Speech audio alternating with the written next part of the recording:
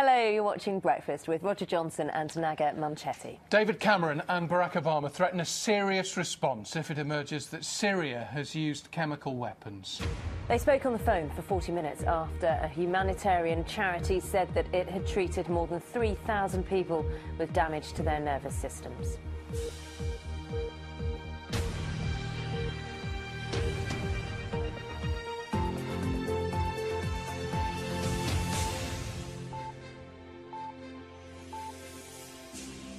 Hello, good morning. It's Sunday the 25th of August. The weather in a few minutes' time. Let's move on, though, to Syria, because there have been many lows since the beginning of the conflict in March 2011.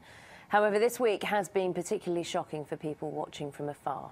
The United Nations announced that the number of children forced to flee Syria has reached 1 million, describing the figure as a shameful milestone.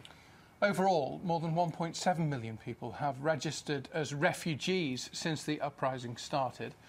On Wednesday, as you know, there was news of a suspected chemical weapons attack on the outskirts of Damascus.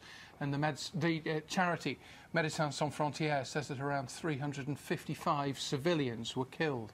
Altogether, the UN says that more than 100,000 people have been killed since the uprising began.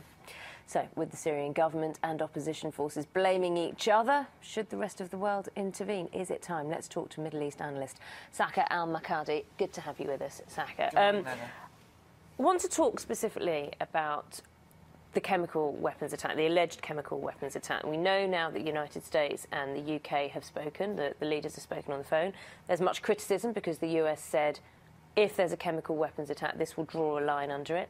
Nothing seems to have happened yet. But let's specifically talk about your view on what this attack signifies, if it really was a chemical weapons attack. Well, the Syrian regime has been pushing things incrementally through the last 2.5 years. You know, it's been increasing the number of killings on a day-by-day basis. If, as is suspected, it committed a number of chemical attacks earlier in the year, they were on a very small basis, and it seems to have been increasing the size of those if indeed it is proven to have committed last week's chemical weapons attack, which killed in the hundreds, possibly in the thousands of people. So what it's been doing is kind of increasing the scale and pushing the international community as far as it can go without forcing international intervention. With what intent? Well, the intent... Because my impression would have been that it wouldn't want the international community to intervene. Exactly. It's convinced that it can win on the battlefield, that it can totally destroy the rebels, that it can push the rebels out of the country, and also that it wants to kind of sway the middle ground of the Syrian civilian population that isn't really sure where it stands, that it kind of just wants the war to be over, and it wants to convince those people, especially those in Damascus, in the centre of Damascus, that, you know, if the fighting goes on, they're going to lose everything they've got. So they want to show that they're the strong man, that they can survive in power, and that they can wipe the rebels out. So, Saka, what happens now in terms of the international response? As Naga said, President Obama said very forcefully, quite some time ago now, that any use of chemical weapons will be crossing a line. It appears now that it's happened more than once, and this, of course, is the largest example of it. How can the international community respond? It's almost a case of throwing the gauntlet down, if indeed it was the regime. Well, indeed. Obama put a red line in place, which was any use of chemical weapons right at the beginning of the civil war, when it became clear that Syria did have chemical weapons. It then shifted those goalposts consistently throughout the civil war. It then said, you know, any large-scale use of chemical weapons would be crossing a red line. And now it seems to say, you know, this is an event of grave concern. You're right. It has thrown the gauntlet down. It's done the very minimum that it could by sending assets to the region. I think we're closer than we've ever been with the West, closer to the West taking military action in Syria. I don't think that means we're going to see military action. I think it means that, you know, this is a significant challenge to the Assad regime. But don't forget, you know, Assad is still backed by Iran and Russia, and America and the West is not going to take military action lightly in Syria.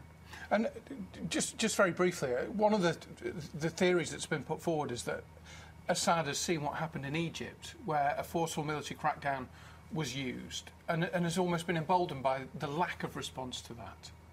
Well, the situations are very, very different. You know, chemical weapons in the international community has always been a taboo. It's why we're talking about it now. You know, people have been dying in Syria on a rate of, you know, around 100 a day for the last 2.5 years, and it hasn't raised the same concerns that a chemical weapons attack or an alleged chemical weapons attack has done.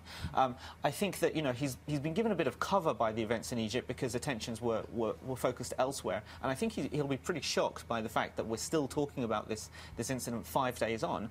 I wouldn't say he's been emboldened. I think that the Assad regime is using the military takeover in Egypt as propaganda, as saying, you know, well, this is what happens when the revolutionaries win. You have perpetual chaos. You know, you have elections, and then you have another military overthrow, another coup, and it's never solved. So the only way that we're going to bring peace and stability to this country is if we remain in power, and that's the message that he's trying to send to the civilian population that haven't been swayed either way yet.